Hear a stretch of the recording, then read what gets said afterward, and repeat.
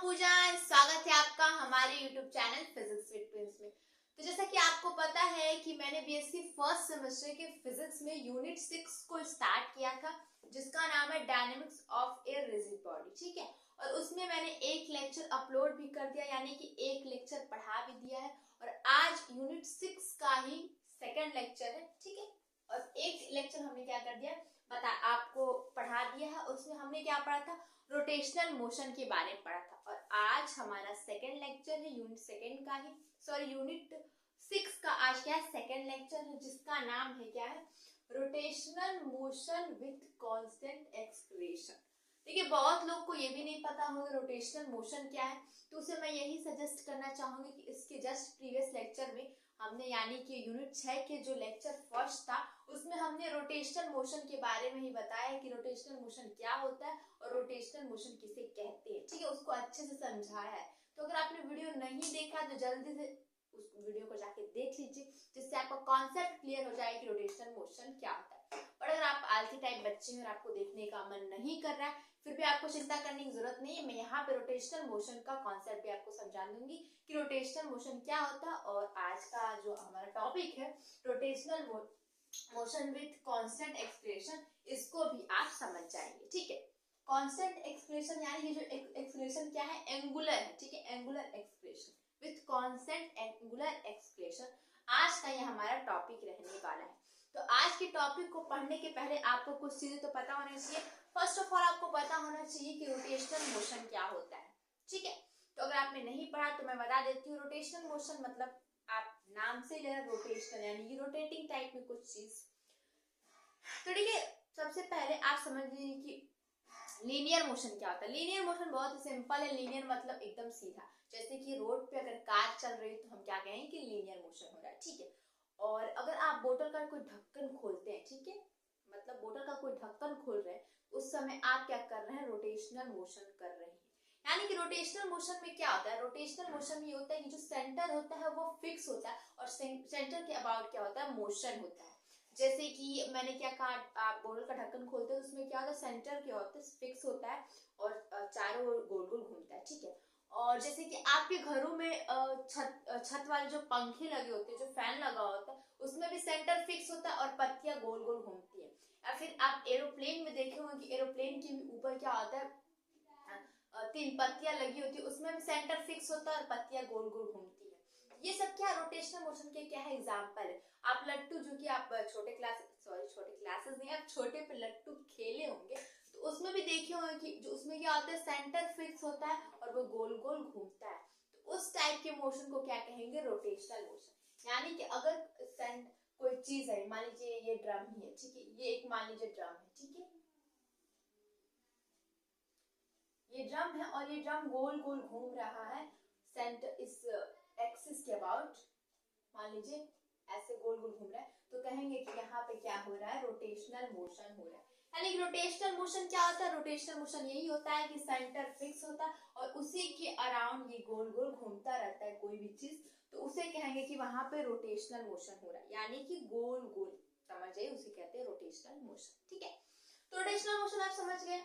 अब हमारा आज का टॉपिक क्या है, आज का हमारा टॉपिक है rotational motion with constant acceleration. ठीक है, और देखिए class 9th and class 11th, 9th 10th 11th 12th, इसमें हमने क्या पढ़ा है, इसमें हमने सिर्फ ज्यादातर लीनियर मोशन के बारे में पढ़ा और linear motion with constant acceleration भी हमने निकाला है और उसमें 3 इक्वेशन भी निकाले थे हमने। ठीक है, तो देखिए सबसे पहले rotational motion with constant acceleration निकालने के पहले आप थोड़ा समझ जाइए linear motion with constant acceleration में हमने क्या निकाला था, उसको पहले देख लेंगे कि हमने 9th 10th 11th 12th में क्या निकाला था। 3 नियम निकाले थे और उसी 3 नियम के एनालॉजी हम निकाल देंगे रोटेशनल मोशन में भी। ठीक है, अभी आपको कुछ समझ में नहीं भी आ रहा हो तो आप देखते जाइए मैं क्या बता रही हूँ। ठीक है, तो देखिए हमने छोटे क्लासेस में क्या पढ़ा है, छोटे क्लासेस में हमने पढ़ा है क्या पढ़ा है, ट्रांसलेशन मोशन। ठीक है, ट्रांसलेशन मोशन, या इसको आप लीनियर मोशन भी कह सकते हैं। Translation motion with constant acceleration ऐसी कंडीशन हमने ली थी जिसमें कि एक्सलेशन क्या हो, कांस्टेंट हो और ट्रांसलेशन या लीनियर मोशन हो, तो उसके लिए उसको डिफाइन करने के लिए हमने तीन क्या निकाला था, तीन समीकरण आप कह सकते हैं या तीन इक्वेशन कह सकते हैं, मोशन के तीन इक्वेशन निकाले थे। क्या क्या इक्वेशन निकाला था? सबसे पहले तो हम ट्रांसलेशन मोशन कराते हैं, ठीक है। तो मान लीजिए कि एक पॉइंट यहाँ पे मान लीजिए t बराबर 0 पे कोई पॉइंट या फिर कोई चीज यहाँ पे है, ठीक है। मान लीजिए इसी एक ये जो चीज है या कोई एक पॉइंट है, इसी को हमें क्या करना है, ट्रांसलेशन मोशन कराना है, ठीक है, यानी कि लीनियर मोशन कराना है। तो t बराबर 0 पे ये पॉइंट यहाँ पे है और उसकी पॉइंट मान लीजिए कोई इंसान है यहाँ पे, ठीक है, और इसकी वेलोसिटी मान लीजिए u है, ठीक है। और आप मान लीजिए कि time t is equal to t पर ये जो आदमी या फिर जो भी है ये यहाँ पे पहुंच जा रहा है, यानी कितना डिस्टेंस कवर किया, डिस्टेंस मान लीजिए s डिस्टेंस कवर करा, ठीक है ये, और यहाँ पे इसकी वेलोसिटी मान लीजिए v है, ठीक है। और इस सब प्रोसेस के दौरान जो हमारा एक्सलेशन है वो क्या है, कांस्टेंट है, ठीक है। ठीक है, तो छोटे क्लासेस में मैं ऐसे हम लोग पढ़ते आ रहे थे। और मान लीजिए यहाँ पे x बराबर 0 है इस पॉइंट पे और यहाँ पे x बराबर s है, क्योंकि s डिस्टेंस हमने क्या किया, कवर करके इस पॉइंट पे पहुंचे, ठीक है। तो इसी को डिफाइन करने के लिए, इसी चीज को डिफाइन करने के लिए हमने छोटे क्लासेस से क्या पढ़ते आया है, हमने पढ़ते आया है v is equal to u plus a t, तीन इक्वेशन निकाला था हमने। और सेकंड क्या है, सेकंड है v square is equal to u square plus 2as, and third क्या है, थर्ड है s is equal to u t plus half a t square, ठीक है। तो ये देखिए, ये जो तीन इक्वेशन है यहाँ पे, ये जो तीनों इक्वेशन है, ये तीनों इक्वेशन इस चीज को क्या कर रहे हैं, डिफाइन कर रहे हैं। ये तीनों इक्वेशन इस चीज को क्या कर रहे हैं, डिफाइन कर रहे हैं। किसमें, translation motion with constant expression, जैसे हमने कंडीशन ली है, ये जो हमने हेडिंग डाला है translation motion with constant expression, वही कंडीशन यहाँ पे है, ठीक है। और इसी को डिस्क्राइब करने के लिए हमने तीन इक्वेशन छोटे क्लासेस से ही निकलवाते हमने लाया है, और हमने इसके प्रीवियस यूनिट 5 में भी इस चीज को कैसे लाना है, कैसे डिराइव करना है वो आपको बताया था, ठीक है। तो ऐसा यहाँ पे तो ट्रांसलेशन इक्वेशन, ट्रांसलेशन मोशन के लिए, वैसे ये जो आज का हमारा जो टॉपिक है वो क्या है, rotational motion with constant angular expression, ठीक है। जब भी रोटेशनल मोशन होगा तो वहां पे एक्सप्रेशन या फिर डिस्प्लेसमेंट या फिर वेलोसिटी, सब angular displacement, angular velocity and angular expression ये होता है, ठीक है। तो जब रोटेशनल मोशन होगा और जो उस समय एंगुलर एक्सप्रेशन होगा अगर कांस्टेंट होगा, यानी कि ऐसी कुछ स्थिति हम देंगे, ऐसे एक फिगर बनाएंगे लेकिन वहां पर रोटेशनल मोशन करेंगे, यानी कि मोशन गोल गोल होगा, उस समय पे भी हम चले तीन इक्वेशन ऐसे ही निकालेंगे। और कैसे निकालेंगे, इसी के तरीके से हम निकाल सकते हैं। कैसे निकालेंगे, तो चलिए उसको निकालते हैं। ये तो हमने आपको एज ए एग्जांपल बताया कि जैसे translation motion with constant expression के लिए छोटे क्लासेस से ही हम तीन इक्वेशन निकालते आ रहे हैं, वैसे ही जो आज हम क्या करेंगे, rotational motion with constant angular expression एक कंडीशन लेंगे और उसके लिए हम यहाँ पे तीन इक्वेशन निकालेंगे, ठीक है। तो ये तो हमने छोटे क्लासेस पढ़ते हैं, इसी के एनालॉजी निकालना है हमें, ठीक है।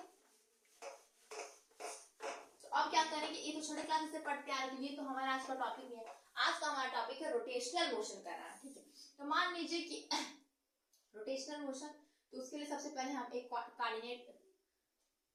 कार्टेशियन कोऑर्डिनेट सिस्टम मान रहे हैं, ठीक है। इसमें ये क्या है, x एक्सिस है और ये क्या है, y एक्सिस है। और समझिए जो z एक्सिस है वो इस प्लेन के परपेंडिकुलर, यानी कि जो मार्कर की डायरेक्शन है उधर z एक्सिस है, ठीक है। और यही इसका फिक्स पॉइंट है, और इसी के अकॉर्डिंग हम क्या करेंगे, यहाँ पे कोई मान लीजिए कोई पॉइंट है, इसी पॉइंट P है, इसी को हमें क्या करना है, एंगुलर रोटेशनल मोशन करना है, ठीक। इसी पॉइंट P का हमें रोटेशनल मोशन करना है, और यहाँ पे पॉइंट ये फिक्स है, ठीक है। हमने क्या कहा था कि रोटेशनल मोशन क्या होता है, जिसमें सेंटर क्या होता है, फिक्स होता है। तो मान लीजिए कि time t is equal to 0 पे ये पॉइंट P यहाँ पे है, ठीक है।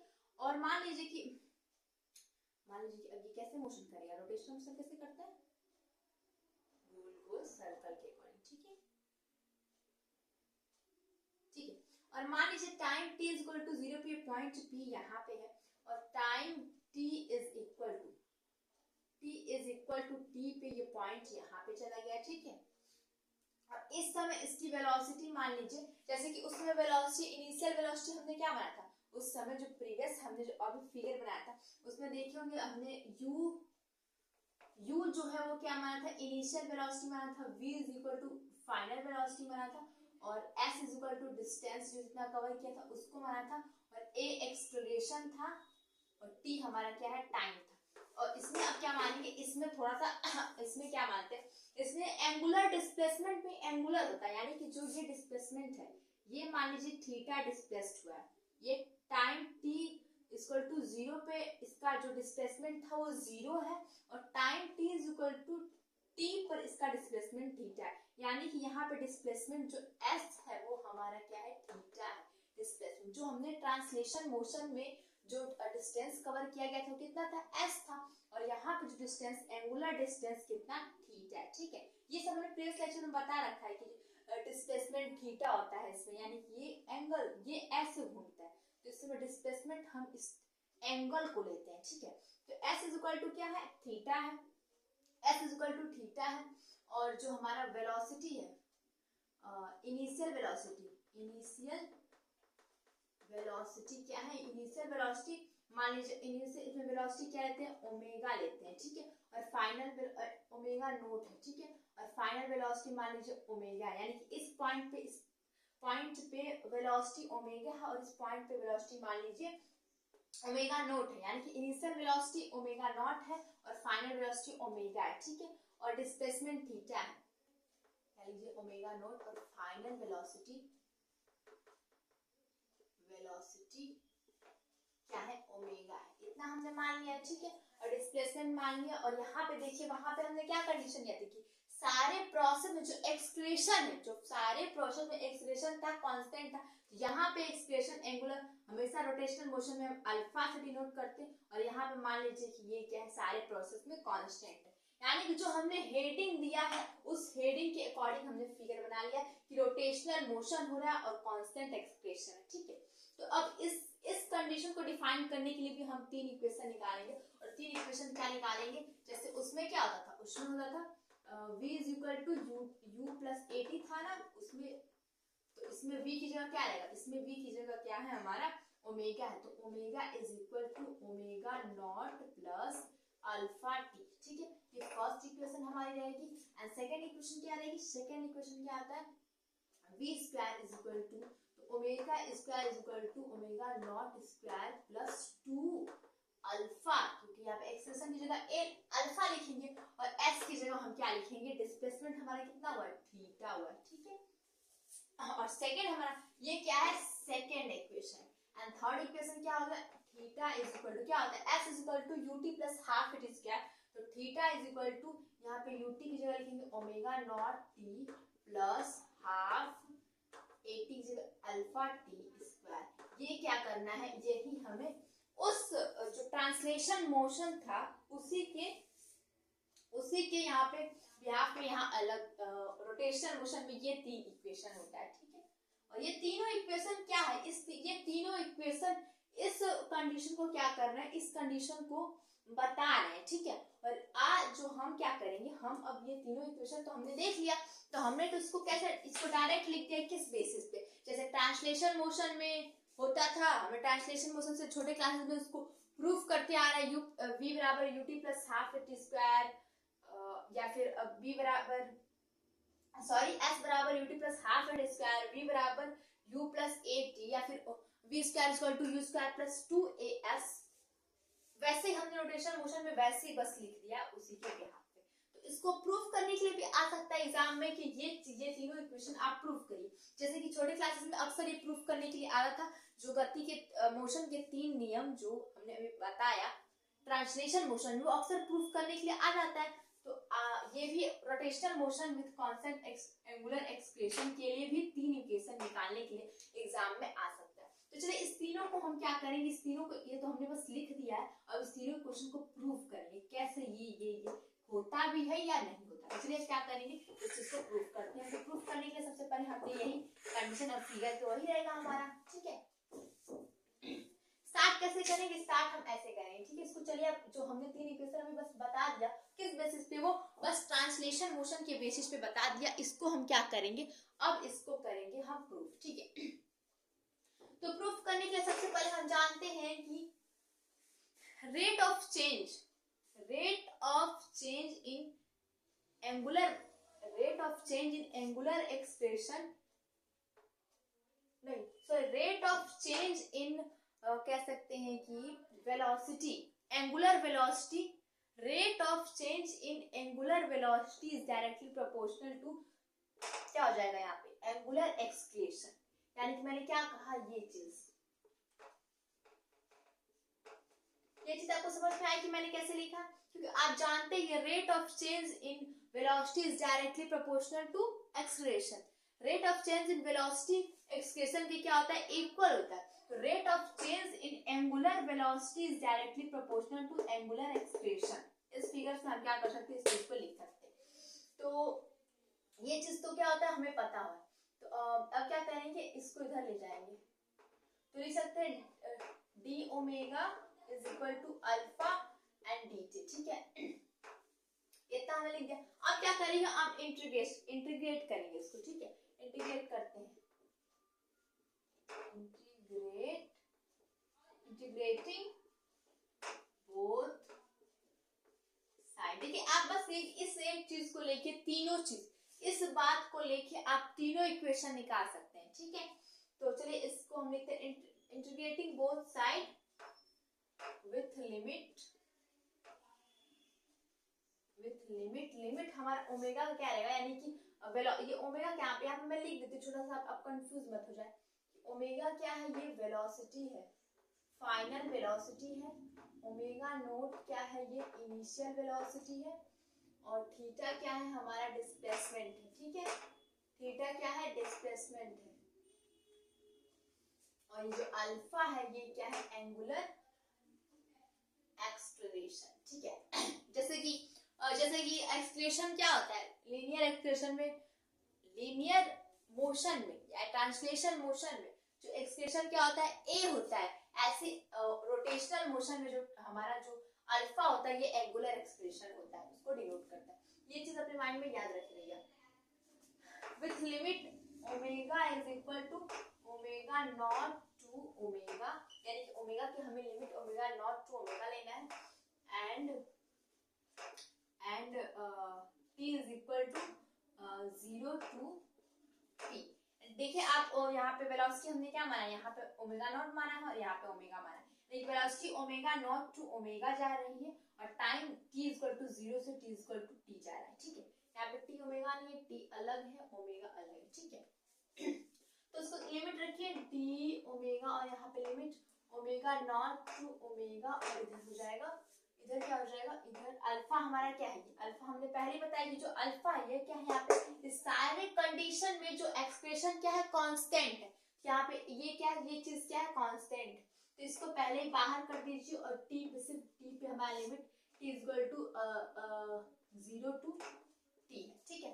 इसको सॉल्व करेंगे, इसको सॉल्व करेंगे, एक मिनट देखिए नीचे दिख रहा है कि नहीं, दिख रहा है, ठीक है।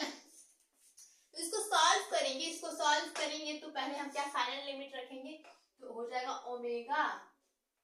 Omega minus omega naught is equal to, यहाँ हमने क्या किया, सॉरी पहले इसको इंटीग्रेट कर लेंगे, यह हो जाएगा ओमेगा और लिमिट यह हो जाएगा ओमेगा नॉट टू ओमेगा, और इसको इंटीग्रेट करेंगे तो dt का क्या हो जाएगा, t और इसका 0 टू t, ठीक है। अब क्या करते हैं, इसको थोड़ा सा और आगे सॉल्व करते हैं। तो हमारा बोर्ड है छोटा, तो हम क्या करेंगे, इसी में एडजस्ट करेंगे, ठीक है। अब लिमिट रखेंगे तो हो जाएगा omega minus omega naught is equal to alpha, ये आगे कांस्टेंट रहेगा, और यहाँ लिमिट रखेंगे तो क्या हो जाएगा, t is equal to t to 0, ठीक है। यहाँ पे हो जाएगा omega minus omega naught is equal to a alpha and t हो जाएगा। तो हमारा ओमेगा इज इक्वल टू हो गया omega naught plus alpha T, और हमने यही क्या लिखा था, पहला जो हमारा एंगुलर रोटेशनल मोशन में जो हमारा पहला जो समीकरण था यही था, ठीक है। हमने तो स्टार्टिंग में ही लिख दिया था तीनों समीकरण, ठीक है, और हमने पहला प्रूफ भी कर दिया। अब क्या करेंगे, अब हम सेकंड प्रूफ करेंगे। सेकंड क्या था, ये तो पहला था ये, और सेकंड क्या था उसको प्रूफ करते हैं। तो उसके लिए सबसे पहले हम जानते हैं कि रेट ऑफ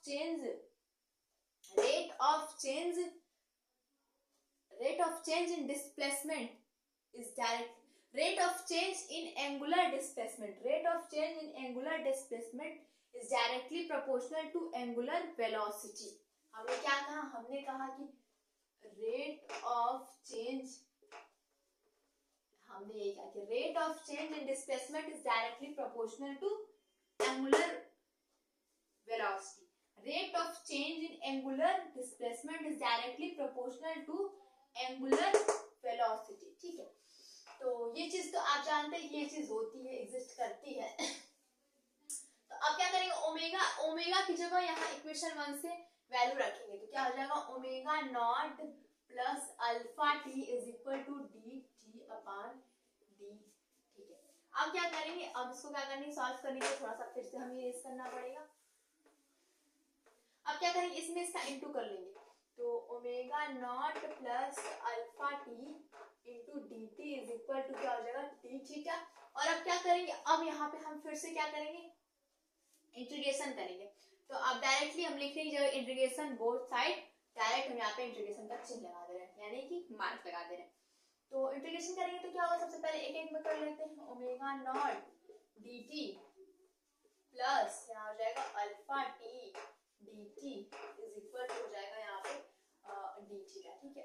अब यहाँ पे लिमिट क्या रखेंगे, लिमिट ओमेगा की क्या है, ओमेगा नॉट की लिमिट क्या है, ओमेगा नॉट की लिमिट नहीं रखेंगे, क्यों नहीं रखेंगे, क्योंकि ओमेगा नॉट ही दिया वहां पे, यानी कि यहाँ पे वेलोसिटी ही दी हुई है, इनिशियल वेलोसिटी। और इनिशियल वेलोसिटी क्या है, हमारा इनिशियल वेलोसिटी क्या है, इनिशियल वेलोसिटी हमारा क्या है, कांस्टेंट है, क्योंकि इनिशियल वेलोसिटी तो चेंज होने से रही।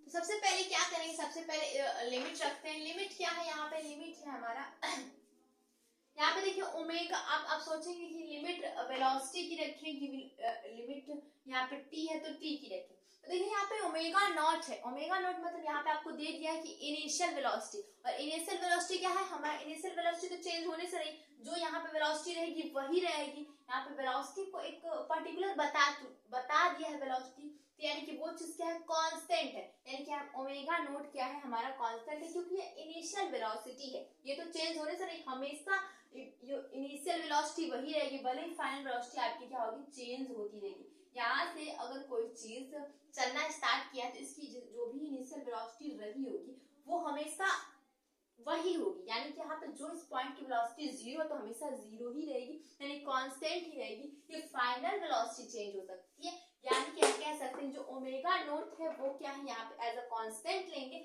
और टी की यहाँ पे लिमिट रखेंगे। तो लिमिट टी की क्या है, 0 to t, ठीक है। और यहाँ पे भी लिमिट किसकी रखेंगे, अल्फा, यानी कि यहाँ पहले दे दिया कि कांस्टेंट एक्सप्रेशन, यानी कि ये भी कांस्टेंट है, तो यहाँ पे भी लिमिट किसकी रखेंगे, 0 to t, यानी कि सिर्फ लिमिट। और यहाँ पे थीटा हमारा कहाँ से कहाँ चेंज हो रहा है, स्टार्टिंग में जो हमारा डिस्प्लेसमेंट हुआ है वो कुछ नहीं डिस्प्लेसमेंट हुआ है, यानी कि यहाँ पे डिस्प्लेसमेंट क्या है, थीटा 0 है यहाँ पे, यानी कि इस पॉइंट पी पे जब चलना स्टार्ट नहीं हुआ उस समय डिस्प्लेसमेंट कुछ भी नहीं हुआ था, यानी कि थोड़ा भी ये इधर नहीं गया था, यानी कि डिस्प्लेसमेंट क्या था, 0 था, तो यानी कि थीटा 0 था। और इस पॉइंट पे, फाइनल पॉइंट पे थीटा इक्वल टू क्या हो गया, थीटा हो गया, ठीक है।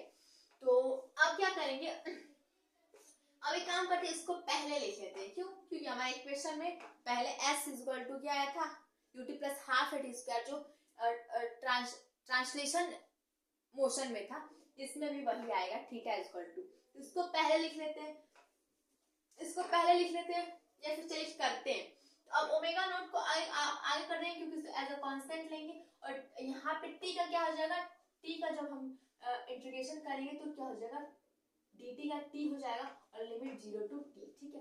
प्लस यहाँ पे अल्फा को बाहर करेंगे, और t dt का इंटीग्रेशन क्या हो जाएगा, t स्क्वायर अपॉन 2, ठीक है। ये कैसे होगा, ये तो इंटीग्रेशन आपको पता ही हो कि कोई भी चीज का इंटीग्रेशन करना है तो उस पर 1 जुड़ जाता है और अपान 1 प्लस 1 हो जाता है, ठीक है। जैसे यहाँ पे 1 है तो प्लस 1 हो जाएगा और नीचे 1 प्लस 1 हो जाएगा, ठीक है। ये इस तरह से हमने किया है। और यहाँ इसका क्या हो जाएगा, इसका हो जाएगा थीटा, ठीक है, इसको डी थीटा क्या हो जाएगा, थीटा हो जाएगा, और लिमिट क्या हो जाएगा 0 टू थीटा। यहाँ पे लिमिट रखेंगे ओमेगा नॉट और लिमिट रखेंगे तो t is equal to t रखेंगे, फिर 0 रखेंगे और यहाँ प्लस अल्फा, और यहाँ पे टी की लिमिट छोड़ देना 0 टू टी। तो यहाँ पहले t रखेंगे तो टी स्क्वायर अपान 2 ही हो जाएगा, और 0 रखेंगे तो 0 हो जाएगा, और यहाँ लिमिट क्या हो जाएगा, थीटा रखेंगे और -0, ठीक है। तो देखिएगा नीचे देखिएगा मैं क्या लिख रही हूँ, यहाँ ओमेगा नॉट और यहाँ टी बचेगा, प्लस यहाँ पे क्या हो जाएगा, यहाँ पे हो जाएगा 1/2, आप आगे लिख सकते हैं, और यहाँ पे अल्फा लिख सकते हैं, यहाँ टी स्क्वायर लिख सकते हैं, और यहाँ पे क्या लिख सकते हैं, थीटा लिख सकते हैं। और इसको अभी सजा धजा के, जैसे यहाँ पे हमने बस कैसे लिख दिया, अब इस इक्वेशन को थोड़ा सा सजा धजा के लिखेंगे, जैसे कि इक्वेशन होता है थीटा इज इक्वल टू